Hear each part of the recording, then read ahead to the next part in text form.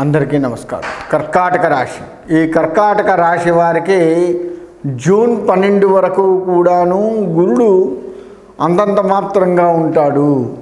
శని మాత్రం ఈ సంవత్సరం మొత్తం కూడాను బాగుంటాడు. కాకపోతే ఆందోళనలు తప్పవు.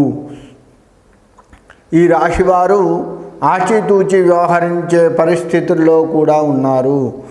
మనకి ఇక్కడ ఈ రాశి వారికి ఎట్లా ఉంటుందయా అంటే 2025వ సంవత్సరం ఆటంకాలు వస్తూ ఉంటాయి, కానీ కొంత లెక్క చేయకుండా ముందుకు వెళ్ళే పరిస్థితులు కనపడుతూ ఉన్నాయి. వీరు ఆ ఆటంకాలను లెక్క చేయకుండా ముందుకు వెళ్తూ ఉంటారు. అది ఈ రాశి వారికి మనకి ఈ సంవత్సరం మొత్తం కూడాను కనపడుతూ ఉంది. ఇక విద్యార్థుల విషయానికి వస్తే విద్యార్థులు శ్రమ పడవలసి వస్తుంది. విద్యార్థులు శ్రమ పడవాలి, తప్పదు ఇంకా అంతే. వీరు 24 గంటలు చదివినా మంచిదే, ఒక రకంగా చెప్పాలి అంటే. నిద్రాహారాలు మానేసి మరీ చదివితే కానీ అది వంట బట్టి పరీక్షలో ఉత్తీర్ణత పొందరు, అంత శ్రమ పడాలి. ఇక ఈ రాశి వారికి ఆహార విషయానికి వస్తే నియమపాలన ఉండదు. ఆరోగ్యం కాస్త కుంటుపడే అవకాశం ఉంది. నియమపాలన ఈ ఆహారం విషయంలో వస్తే ఖచ్చితమైన సమయానికి తినాలి అనేది ఎక్కడా వీళ్ళకు చూపించట్లేదు. అంటే 1 గంటకు తినాల్సిందో ఒకసారి 3-4 అయినా తినము, ఒకసారి ఆ పూట పస్తుండి రాత్రికి తింటాము. తద్వారా ఏమవుతుందంటే ఇలా అనారోగ్యానికి బారిన పడే అవకాశం ఉంది. కాబట్టి ఆహార నియమాల విషయంలో కాస్త జాగ్రత్త వహిస్తూ, మనకి ఎన్ని పనులున్నప్పటికీ కూడాను సమయానికి కొద్దిగైనా సరే మన కడుపులో పడేసుకొని మన శరీర ధర్మాన్ని కాపాడుకుంటూ ఉన్నట్లయితే ఆరోగ్య విషయంలో కాస్త వీరు బయటపడే అవకాశం ఉంది. వ్యవసాయ రంగానికి వస్తే ఈ వ్యవసాయ రంగంలో 2 పంటలు సామాన్యమైన ఫలితాన్ని వస్తాయి. అంటే పెట్టిన పెట్టుబడి చేతికి వస్తుందే తప్ప పెద్ద లాభాన్ని చూడరు.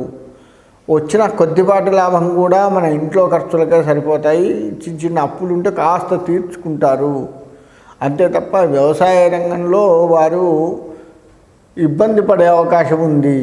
అంటే సామాన్యమైన ఫలితమే వస్తుంది కదా, మరి పెట్టిన పెట్టుబడి వెళ్ళిపోయింది, చిన్నపాటి డబ్బులు వచ్చినాయి అంటే కొంత అప్పులు కట్టుకున్నాము, కొంత ఇంటికి, ఇంకా మన చేతిలో మిగిలేది ఏముంది? ఏమీ లేదు. మళ్ళీ పెట్టుబడికి వాళ్ళని వీళ్ళని అడగటము చేయటము, ఈ విధమైనటువంటి పరిస్థితి ఈ రాశి వారికి కనపడుతూ ఉంది. ఇక వ్యవసాయం తర్వాత వ్యాపారము.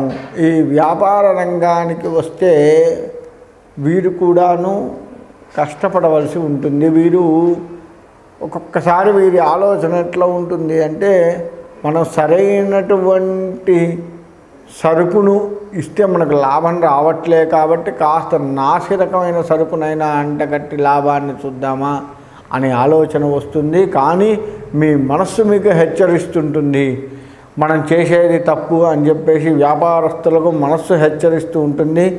ఆ హెచ్చరించిన మనస్సు మాట వినాలి.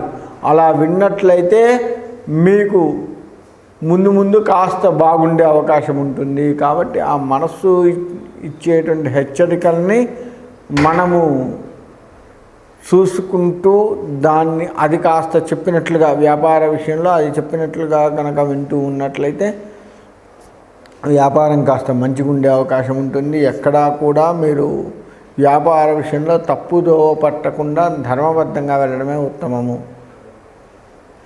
ఇక మనకి రియల్ ఎస్టేట్ రంగానికి వస్తే రియల్ ఎస్టేట్ రంగం వారికి కూడాను మొదట కాస్త బాగుండకపోయినా తర్వాత ఊపందుకుంటుంది. అయ్యో అనుకుంటున్న పరిస్థితుల్లో ఎక్కడి నుంచో ఒక దగ్గర నుంచి ఈ రియల్ ఎస్టేట్ రంగం వారు ఇంకోటి చేయవలసింది ఏంటంటే 2-3 చోట్ల పెట్టుబడి పెట్టే పరిస్థితి ఉంది. 2-3 చోట్ల పెడితే ఈ మిగతా, ఇప్పుడు ఉదాహరణకు 2 చోట్ల పెట్టాం, ఒక దగ్గర పోతే ఇంకోటి ఉంది చూసారా, అది దీన్ని కవర్ చేసి మనల్ని సెట్ చేస్తుంది.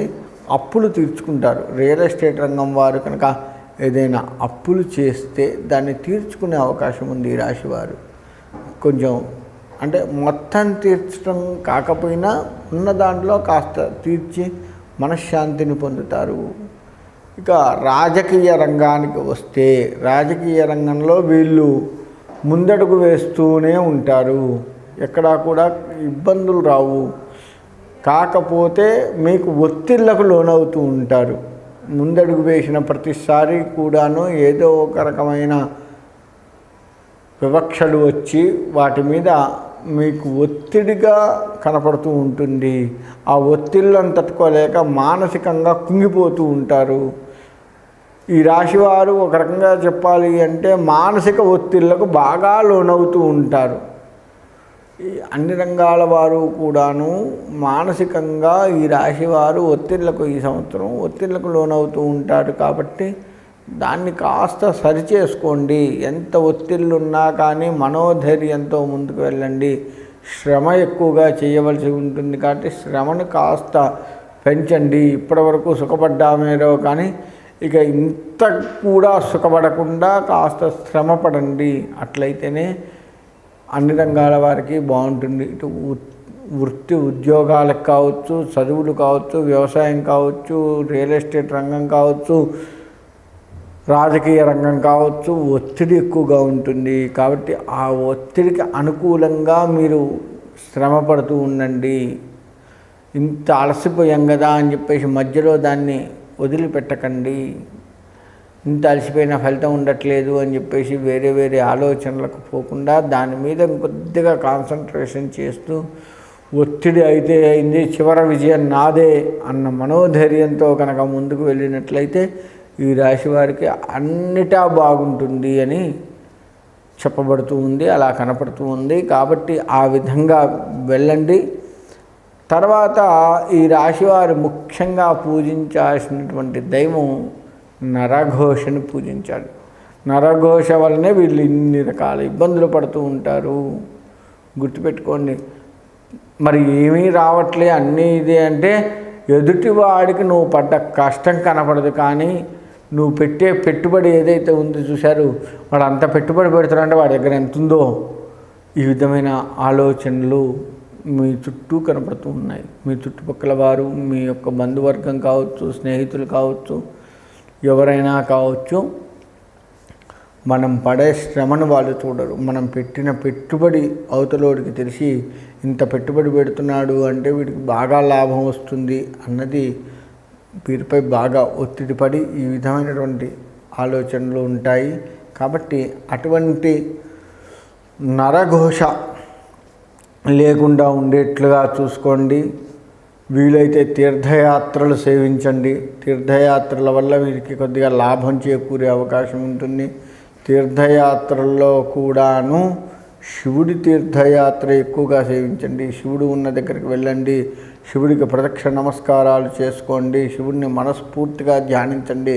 వీలైతే ప్రతి సోమవారము శివుడికి అభిషేకము ఓం నమః శివాయ అనుకుంటూ చెంబడి నీళ్లు పోసినా చాలు. ఎక్కడైనా శివలింగం ఉంటుంది కదా, మనం అందరూ అందుబాటులో ఉంటాయి శివలింగాలు.